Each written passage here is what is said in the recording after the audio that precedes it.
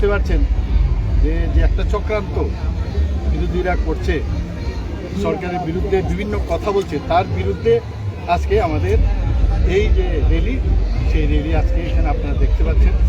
মানে কয়েকটা জায়গা থেকে আমাদের আগরতলা এবং মানে আমাদের আশপাশ এলাকা এই সব জায়গার আমাদের কার্যকর্তারা এসেছে, আর বাকি আজকে সব মণ্ডলে মণ্ডলে হচ্ছে অন্যান্য জায়গায়। তো একটা কথাই বলবো যে আমরা জানি মিথ্যে কথা যারা বলে, আর সিপিএম আর কংগ্রেস মানে একজন আরেকজনের সমর্থক।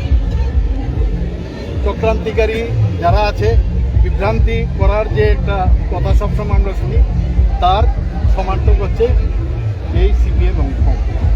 এখান থেকে আমরা হুঁশিয়ারি দিচ্ছি যে আগামী দিন এর থেকে যেন তারা বিরত থাকে। আদারওয়াইজ তো আপনারা দেখতেই পাচ্ছেন যে আমরা যতবার ইলেকশনে লড়ছি সেখানে আমরা জিতে আসছি, মানুষ আমাদের সাথে আছে, মাননীয় প্রধানমন্ত্রীজির উপর বিশ্বাস আছে, এবং আমাদের এই সরকার এবং আমাদের পার্টি যেভাবে কাজ করছে সমস্ত মানুষের সাথে সবসময় কাজ করে, সবসময় মানুষের স্বার্থে কাজ করে, এবং ট্রান্সপারেন্সির সরকার এসব বিভ্রান্তিকর মন্তব্য করে কাজের কাজ কিচ্ছু হবে না।